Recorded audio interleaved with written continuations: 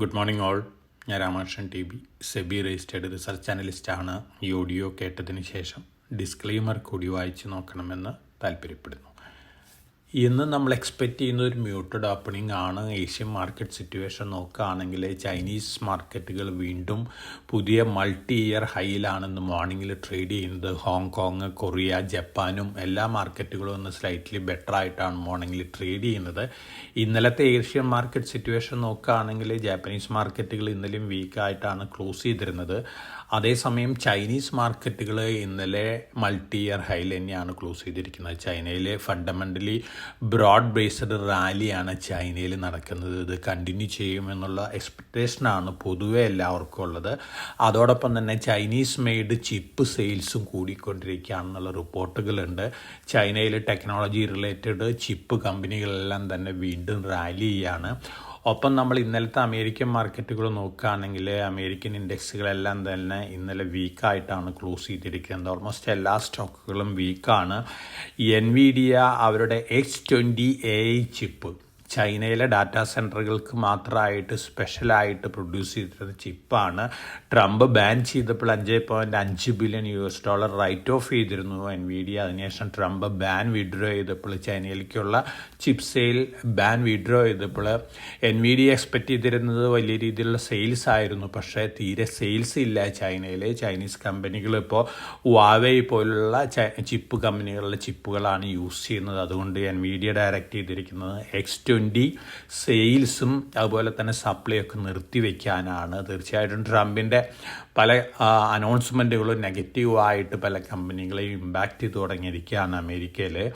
അതോടൊപ്പം തന്നെ ജാക്സൺ ഹോളിൽ ഇന്ന് US ഫെഡറൽ റിസർവിൻ്റെ ചെയർമാൻ ജെറോം പവലിൻ്റെ സ്റ്റേറ്റ്മെൻ്റ് ഉണ്ട്. സെപ്റ്റംബർ മാസത്തിലെ ഇൻട്രസ്റ്റ് റേറ്റ് കുറയ്ക്കുമോ എന്നുള്ളൊരു കാര്യം ഒരു ഹിൻഡ് ആ സ്റ്റേറ്റ്മെൻറ്റിൽ കിട്ടാനുള്ള സാധ്യതകളുണ്ട്. US ഫെഡിൻ്റെ മിനിറ്റ്സ് വെച്ച് നോക്കുമ്പോൾ ഇപ്പോഴത്തെ അവസ്ഥയിൽ US ഇൻട്രസ്റ്റ് റേറ്റ് കുറയ്ക്കാനുള്ള സാധ്യതകൾ കുറവാണ്. അതിൻ്റെ ഒരു നെഗറ്റീവ് റിയാക്ഷൻ കൂടിയാണ് US മാർക്കറ്റുകൾ കാണിക്കുന്നത്.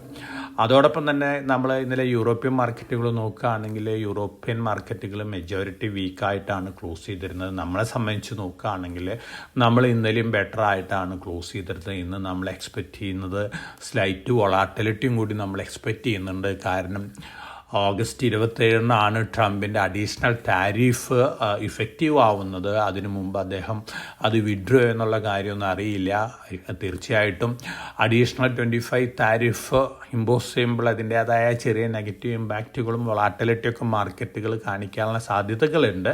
അതുകൊണ്ട് തന്നെ ഒരു കോഷൻ ഇന്ത്യൻ മാർക്കറ്റിൽ ആവശ്യമാണ്. പക്ഷേ നമ്മുടെ GST റിഫോംസ് വലിയ രീതിയിലുള്ള ഒരു ഗെയിനാണ് ഇന്ത്യൻ എക്കണോമിക്കും ഇന്ത്യൻ മാർക്കറ്റുകൾക്കും അടുത്ത മാസങ്ങളിലും വർഷങ്ങളിലൊക്കെ നൽകാൻ പോകുന്നത്. യൂണിയൻ ക്യാബിനറ്റ് അതുപോലെ തന്നെ group of ministers GST rate റിവിഷനൊക്കെ ആക്സെപ്റ്റ് ചെയ്തിട്ടുണ്ട്. ഇത് പൊതുവേ ഇന്ത്യൻ മാർക്കറ്റിന് പോസിറ്റീവാണ്. ഇനി കമോഡിറ്റികൾ നോക്കുകയാണെങ്കിൽ ഓൾമോസ്റ്റ് എല്ലാ കമോഡിറ്റികളും ഒന്ന് സ്ലൈറ്റ്ലി വീക്കായിട്ടാണ് മോർണിംഗിൽ ട്രേഡ് ചെയ്യുന്നത്. സിൽവർ മാത്രമാണ് ബെറ്റർ ആയിട്ട് ട്രേഡ് ചെയ്യുന്നത്. കഴിഞ്ഞ കുറേ ദിവസങ്ങളിലെ ട്രെൻഡ് നോക്കുകയാണെങ്കിൽ സിൽവർ മുന്നേറാനുള്ള സാധ്യതകളാണ് കാണുന്നത്. അടുത്ത ദിവസങ്ങളിൽ ഒരു കൺസോൾട്ടേഷൻ മോഡിലായിരുന്നു സിൽവർ. അതോടൊപ്പം തന്നെ ഗോൾഡ് ഇന്ന് മോർണിംഗിൽ ട്രേഡ് ചെയ്യുന്ന $3,334 പെർ ഔൺസിനാണ്. സ്ലൈറ്റ്ലി വീക്കായിട്ടാണ് ഇന്ന് മോർണിംഗിൽ ട്രേഡ് ചെയ്യുന്നത്. ബ്രന്റ് ക്രൂഡ് ഓയിൽ ബെറ്റർ ആയിട്ടാണ് ട്രേഡ് ചെയ്യുന്നത്. $67.51 പെർ ബാരലാണ്. അതോടൊപ്പം തന്നെ ഇന്ത്യൻ റുപ്പി ഇന്നലെ US ഡോളറിന് എഗൻസ്റ്റ് ആയിട്ട് സ്ലൈറ്റ്ലി ബെറ്റർ ആയിട്ടാണ് ക്ലോസ് ചെയ്തിരുന്നത്. $86.97 പെർ ഡോളറാണ്. ഒപ്പം നമ്മൾ വിദേശ ധനകാര്യ സ്ഥാപനങ്ങളുടെ ആക്ടിവിറ്റി ഇന്ത്യൻ മാർക്കറ്റിൽ നോക്കുകയാണെങ്കിൽ ഇന്നലെ അവർ ബയേഴ്സാണ്. അതോടൊപ്പം തന്നെ നമ്മുടെ ഡൊമസ്റ്റിക് ഇൻസ്റ്റിറ്റ്യൂഷൻസ് കണ്ടിന്യൂസ് ആയിട്ട് 34ാമത്തെ ദിവസം ഇന്നലെ ബയേഴ്സാണ്. അപ്പം നമ്മുടെ ഡൊമസ്റ്റിക് ഫണ്ടുകളും റീറ്റെയിലേഴ്സാണ് മാർക്കറ്റിൽ ഒരു സ്ട്രെങ്ത് നൽകുന്നത്. അതിൻ്റെ ഒരു പോസിറ്റീവ് ഇമ്പാക്റ്റ് അടുത്ത ദിവസങ്ങളിലും നമ്മൾക്ക് ഇന്ത്യൻ മാർക്കറ്റിൽ കാണാനായിട്ട് സാധിക്കും. അതോടൊപ്പം തന്നെ ജപ്പാനിലെ കൺസ്യൂമർ പ്രൈസ് ഇൻഫ്ലേഷൻ ഡാറ്റ പുറത്തു വന്നിട്ടുണ്ട്. 3.1% ജൂലൈ മാസത്തിൽ വന്നിരിക്കുന്നത്. എബോ എക്സ്പെക്റ്റേഷൻസ് ആണ്. ജപ്പാൻ സെൻട്രൽ ബാങ്കിൻ്റെ ലിമിറ്റിന് മുകളിലാണ്. അതുകൊണ്ട് തന്നെ ഒക്ടോബർ മാസത്തിൽ വീണ്ടും ജപ്പാനിലെ ഇൻട്രസ്റ്റ് റേറ്റ് കൂട്ടുക എന്നുള്ളൊരു കാര്യം എക്സ്പെക്റ്റ് ചെയ്യുന്നുണ്ട്. അങ്ങനെ വരികയാണെങ്കിൽ തീർച്ചയായിട്ടും ചെറിയ വൊളാറ്റിലിറ്റിയൊക്കെ ക്യാരി ട്രേഡ് അൺവൈൻഡും ചെയ്യുമ്പോഴുണ്ടാകുന്ന വൊളാറ്റിലിറ്റിയൊക്കെ ഗ്ലോബൽ മാർക്കറ്റുകളിൽ കണ്ടേക്കാം.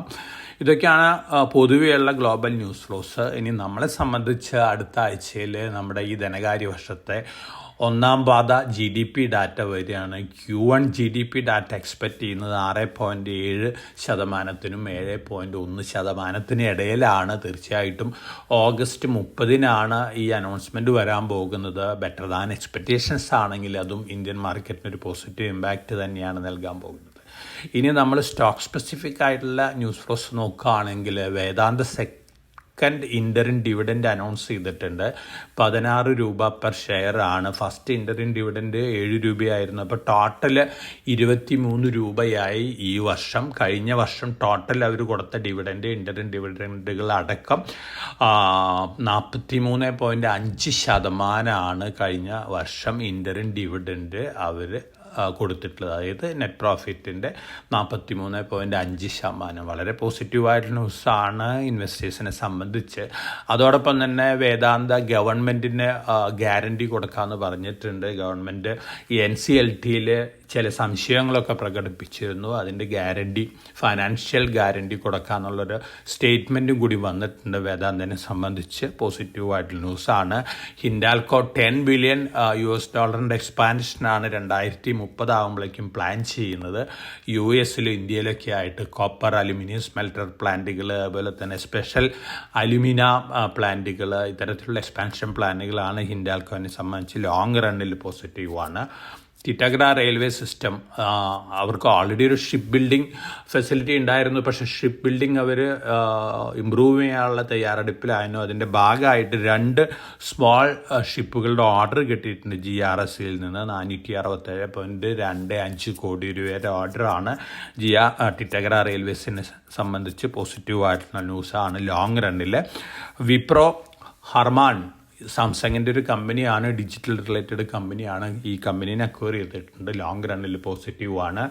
ഒപ്പം മാക്സ് ഹെൽത്ത് കെയറും ഇൻഡിഗോയും സെപ്റ്റംബർ മാസത്തിലത്തെ നിഫ്റ്റി റീചെക്കിങ്ങിൽ നിഫ്റ്റിയിലേക്ക് എൻ്റർ ചെയ്യാൻ സാധ്യതകളുണ്ട് എന്നുള്ള റിപ്പോർട്ടുകൾ വരുന്നുണ്ട്. ഇൻഡസ്ഇൻഡ് ബാങ്കും ഹീറോ മോട്ടോ കോർപ്പും പുറത്തായിരിക്കും എന്നുള്ള റിപ്പോർട്ടുകളുണ്ട്. അങ്ങനെ വരികയാണെങ്കിൽ മാക്സ് ഹെൽത്ത് കെയറിനെ സംബന്ധിച്ചും ഇൻഡിഗോനെ സംബന്ധിച്ചും പോസിറ്റീവായിട്ട് ന്യൂസ് തന്നെയാണ്.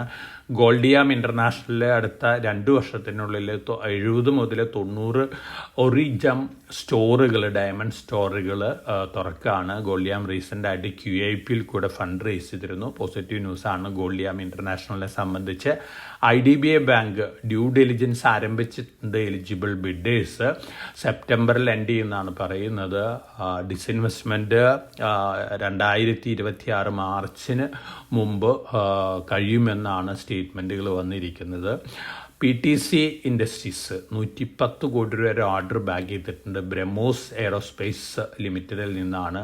ക്രിട്ടിക്കൽ ടൈറ്റാനിയം കാസ്റ്റിങ്സിന് വേണ്ടിയാണ്. ഇവരുടെ ടൈറ്റാനിയം കാസ്റ്റിങ്സ് ഗ്ലോബലി ഒരു ഇന്നോവേറ്റീവ് പ്രോഡക്റ്റാണ്. എല്ലാ ഡിഫൻസ് കമ്പനികളുടെ പ്രൊഡക്ഷനിൽ യൂസ് ചെയ്യുന്ന ഒരു കാസ്റ്റിംഗ് കൂടിയാണ്. PTC ഇൻഡസ്ട്രീസിനെ സംബന്ധിച്ച് പോസിറ്റീവാണ്. Enviro Infra Engineers EIE renewables എന്ന് പറയുന്ന ഒരു കമ്പനിയുടെ അക്വിസിഷൻ പൂർത്തിയാക്കിയിട്ടുണ്ട്. പോസിറ്റീവ് ന്യൂസാണ് ലോങ് റണ്ണിൽ. Brigade group 9 acre land acquire ചെയ്തിട്ടുണ്ട് ചെന്നൈയിൽ. ഹോട്ടൽ അതുപോലെ തന്നെ മറ്റ് പ്രൊജക്റ്റുകൾക്കാണ്. HG ഇൻഫ്ര 781.1 കോടി രൂപയുടെ ഹൈവേ ഓർഡർ ബാഗ് ചെയ്തിട്ടുണ്ട്. ടെക്സ്മാക്കോ റെയിൽ 103.16 കോടി രൂപയുടെ വാഗൺ ഓർഡർ, അതുപോലെ തന്നെ ബ്രേക്ക് വാനുകളിലൊക്കെ ഓർഡർ ബാഗ് ചെയ്തിട്ടുണ്ട്. Apollo micro system 25.02 crore defence order bag ചെയ്തിട്ടുണ്ട്. എറ്റേണൽ ബ്ലിങ്കിറ്റ് ഫുഡ്സ് എന്ന് പറയുന്നൊരു കമ്പനിയും കൂടി ഹോളി ഓൺ സബ്സിഡിയറി ആയിട്ട് അവർ ഫോം ചെയ്തിട്ടുണ്ട്. GHV ഇൻഫ്രാ പ്രൊജക്റ്റ് 2000 കോടി രൂപയുടെ EPC ഓർഡർ കിട്ടിയിട്ടുണ്ട്. പോലീസ് ഹൗസിംഗ് കോളനിക്ക് വേണ്ടിയാണ്, മുംബൈയിൽ നിന്നാണ്. അതോടൊപ്പം തന്നെ പ്രൊമോട്ടേഴ്സ് ബൈ ചെയ്യുന്ന സ്റ്റോക്കുകൾ Man Infra construction DB corp, Cross Limited ഈ കമ്പനികളാണ് ഇന്നലെ പ്രൊമോട്ടേഴ്സ് ബൈ ചെയ്തിട്ടുള്ള കമ്പനികൾ. അതോടൊപ്പം തന്നെ ഇന്നലെ ക്ലോസ് ചെയ്തിട്ടുള്ള IPOs നോക്കുകയാണെങ്കിൽ, മെയിൻ ബോർഡ് IPOs നോക്കുകയാണെങ്കിൽ Vikram solar 56.42 times over subscribed ആണ്. Shreeji shipping 58.08 times over subscribed ആണ്. Gem Aromatics 3.45 times. Patel retail 95.69 times ആണ് ഓവർ സബ്സ്ക്രിപ്ഷൻ വന്നിരിക്കുന്നത്. ലിസ്റ്റിംഗ് ഗെയിനോടുകൂടി ലിസ്റ്റ് ചെയ്യാനുള്ള സാധ്യതകളാണ് കാണുന്നത്. അതോടൊപ്പം തന്നെ ഇന്ന് ഓപ്പൺ ചെയ്യുന്ന 2 SME IPOs ഉണ്ട്.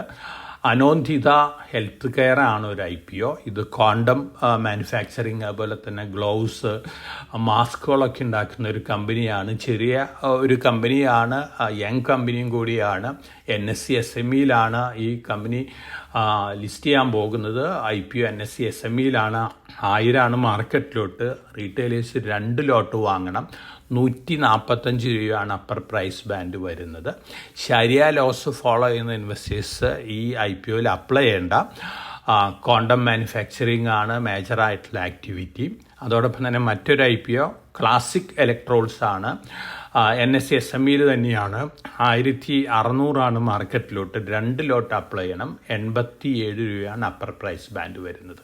അപ്പോൾ ഈ 2 NSE IPOs ആണ് ഇന്ന് ഓപ്പൺ ചെയ്യുന്ന 2 മേജറായിട്ടുള്ള SME IPOs.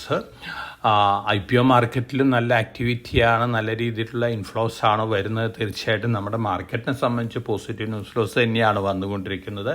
Additional tariff related ഒരു ഡിസിഷനും കൂടിയുണ്ട് നമ്മൾ എക്സ്പെക്റ്റ് ചെയ്യുന്നത്. ഒപ്പം നമ്മളെ സംബന്ധിച്ച് അടുത്ത ആഴ്ചയിൽ നമ്മുടെ Q1 GDP വരികയാണ്. ബെറ്റർ ദാൻ എക്സ്പെക്റ്റേഷൻ ആണെങ്കിൽ തീർച്ചയായിട്ടും അതിൻ്റെ ഒരു പോസിറ്റീവ് ഇമ്പാക്റ്റ് നമുക്ക് എക്സ്പെക്റ്റ് ചെയ്യാം.